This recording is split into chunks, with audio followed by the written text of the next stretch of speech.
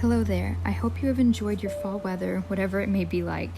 Here it's been mostly rainy, but our colors stuck around for a bit, so that's something to be happy about. I decided to give the Wilder gown by Friday Pattern Company another go, this time in a lightweight calico from Joann Fabrics. They accidentally cut me too little fabric, so I am working with 2.5 yards, I believe, instead of 3.5. But I was pretty confident that I could make it work because I'm quite short, so I knew I would have to take off some of the bottom panel anyways. I just cut the bottom panels in half horizontally so that it is a shorter panel overall, but there is enough to still give me the amount of gathering that I want at the seams.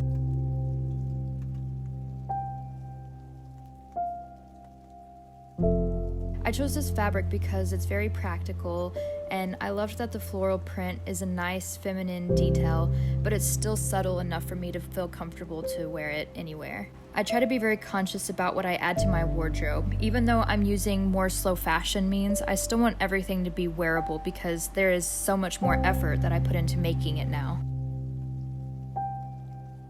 This was a really great straightforward pattern, but being a novice, of course, I'm still going to run into obstacles here and there. And for this one, that was the gathers. And this was completely my fault because I made it as hard for myself as possible by trying to take shortcuts or running out of thread and then trying to improvise instead of just ripping it out and doing it again, which I had to do in the end anyways. So I learned the lesson once again that I've already learned on almost every project. Read the instructions, do it right the first time. It will save you time in the long run. Even if you're taking a little more time and you feel like you might be able to find a quicker or an easier way to do it, it's best to just learn the first time. You'll save yourself so much headache, trust me, I know. As the end neared, I had to make a decision about the sleeves. Looking back at the video now, I almost wish I would have left them longer, but I decided to go with the shorter sleeves and to add some modifications.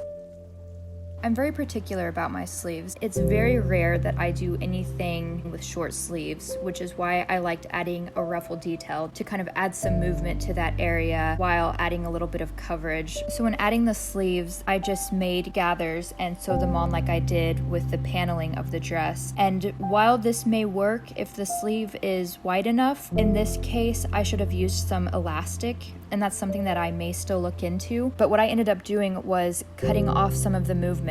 And I am a mom of 2 toddlers, so I need that arm movement. Aside from being a more conscious consumer, one of the biggest pulls for me making my own clothes was for more comfort, especially in the arm area, because I feel so restricted in so many items of clothing that I've bought over the years. But overall, I'm really happy with the finished product.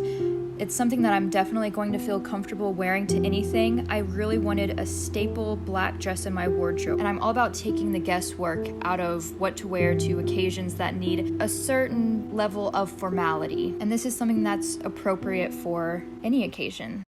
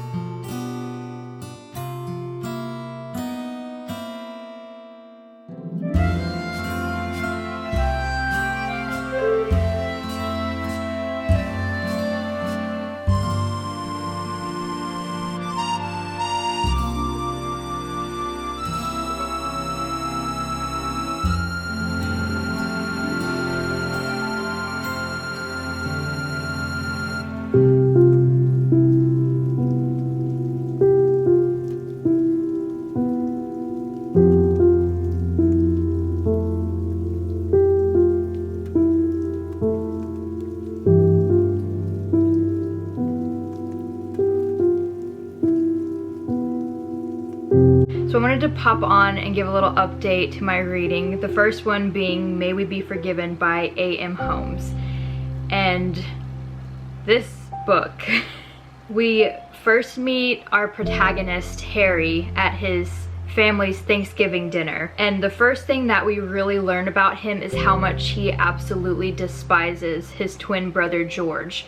Now, George is this cliched, successful businessman. A tragic event leaves George incapacitated, and Harry has to kind of step into his family. So when he is forced to take up the mantle of George's life, he starts to kind of take on some of his attributes, the not so pleasant ones.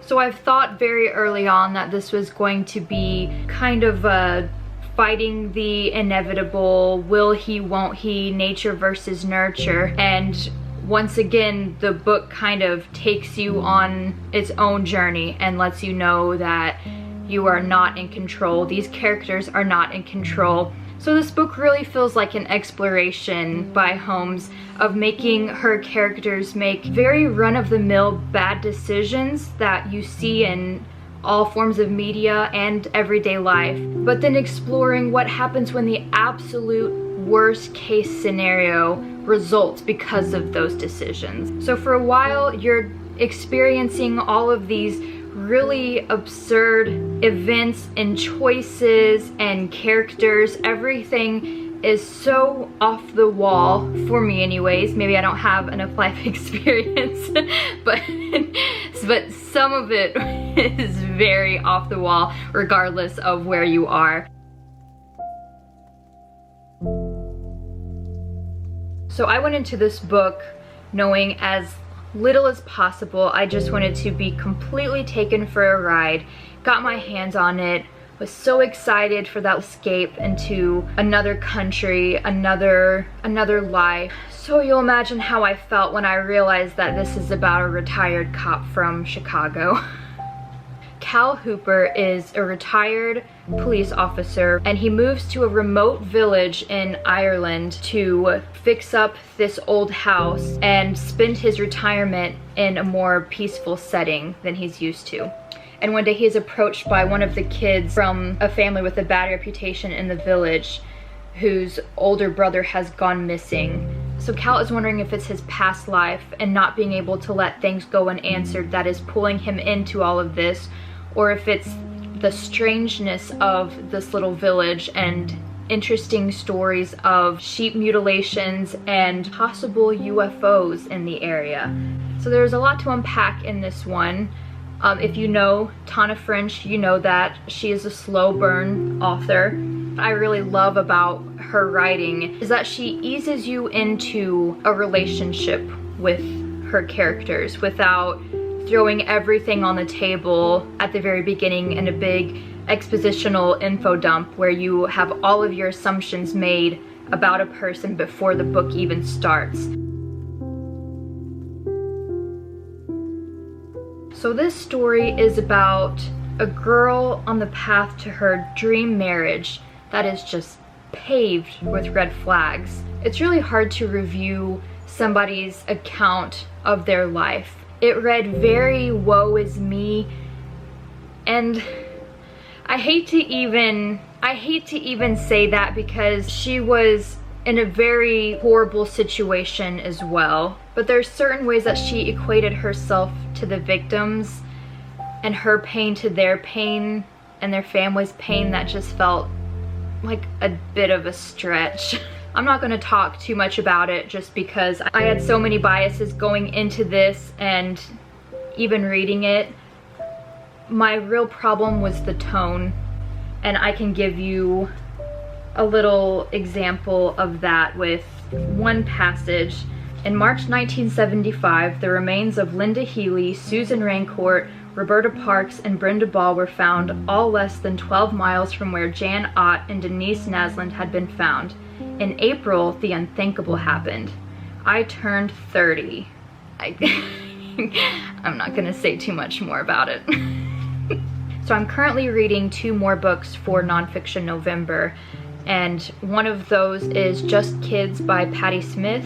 So I've not gotten very far into this book yet, but I can already see why people rave about it. Her writing is gorgeous. And the second being Johnny Cash, The Life by Robert Hilburn. And I'm listening to this in the audiobook format, and I've also just started this one as well.